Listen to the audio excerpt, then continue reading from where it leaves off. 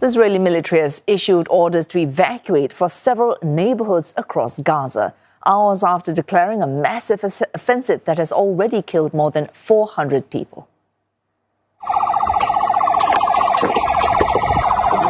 Scenes of carnage in Gaza as Israel conducted a massive aerial assault that ended weeks of relative calm in the enclave during the Muslim holy month of Ramadan. Hospitals already suffering severe supply shortage rushed to take thousands in need of medical attention. But not all could be saved. Gazans in the south woke up to flashes of light on Tuesday morning, signaling the near-complete collapse of a 2-month ceasefire. Prime Minister Benjamin Netanyahu confirms instructing the IDF to take strong action against Hamas and vowed to continue for as long as necessary until all hostages in Gaza are released. We will show no mercy on our enemies. Let me be very clear. Israel will not stop until all of our hostages are back home. Questions also rising about Washington's hand in the renewed violence.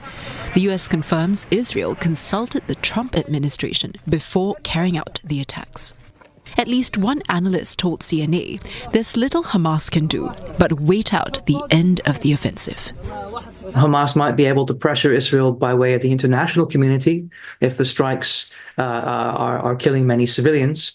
But I don't know how much pressure the international community has successfully been able to levy on Israel in the past over the humanitarian costs of the war. الحياة يعني كل منها في صعوبة وفيش يعني زي ما بيقولوا تهدى وقف اطلاق نار. يعني أنا بسكن في المنطقة الشرقية من مدينة دير البلح يوميا اللي هو القناصة على قبال المواطنين قصف مستمر يعني أشياء يعني بنقول يعني ما فيش من المتفق عليه. فيش أي شيء اتفقوا عليه تم اللي هو إيش يعني إنهم عملوه أو مثلا يعني نفذوه. With missiles raining down on the enclave once more, the fate of 59 hostages still held by Hamas has become uncertain. The latest bombardment of Gaza drawing condemnation across the international community. UN Chief Antonio Guterres issuing a strong appeal for the ceasefire to be respected, as well as the re-establishment of humanitarian assistance and the unconditional release of remaining hostages. Egypt, as one of the mediators in the ceasefire deal agreed in January, slammed the strikes as a flagrant violation of that agreement, with serious consequences for the stability of the region. Turkey denounced Israel's attacks as a new phase in the Netanyahu government's genocide policy, Ankara urging the international community to take a decisive stance against Israel. Here in Asia, China expressed concern and urged the warring parties to avoid any actions that could worsen the situation.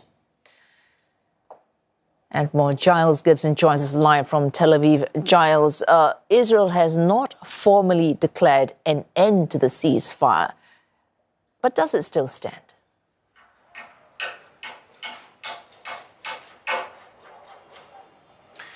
Well, look, Israel is justifying these airstrikes by saying that Hamas has not signed up to any of the proposals that are on the table to extend the current ceasefire agreement, if it even still exists now after these strikes. The Prime Minister's office here in Israel also saying that Israel will from now on act against Hamas with increasing military strength. That's suggesting that in the coming days we could see more of these kinds of airstrikes, or even some sort of a ground offensive inside Gaza. Now, for some time now, Hamas has been saying that they simply want to stick to the original agreement that was done back in January, which was supposed to see Israel and Hamas moving on to what's known as phase 2 at the start of this month. But of course, that never happened. And then we got into this phase of negotiations about some kind of a different deal being made, especially those plans put forward by the US government. There are some reports that even after these airstrikes, Hamas is still in touch with mediators who've been working on negotiations in recent weeks.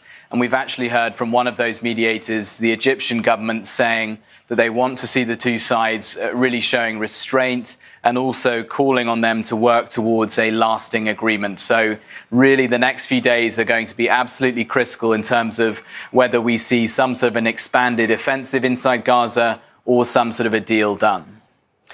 Giles, Israel has explained the reasons for carrying out this attack as its objection to Hamas not releasing remaining hostages. Of course, concerns about those hostages also driving protests on the ground in Israel. What has that reaction been on the ground to Israel's strikes on Gaza?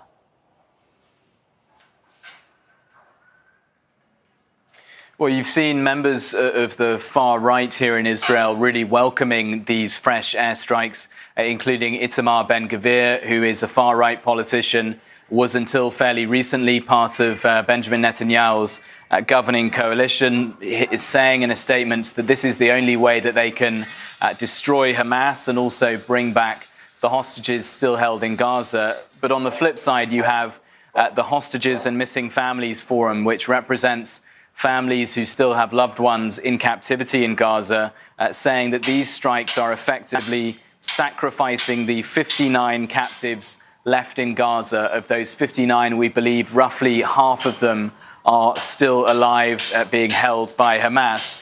That group has called for an emergency protest to take place over the course of the morning. Protesters gathering outside the Prime Minister's office in Jerusalem as that sort of section of Israeli society really shows their anger about these fresh airstrikes inside Gaza. Well, thanks, Giles Gibson there reporting live from Tel Aviv.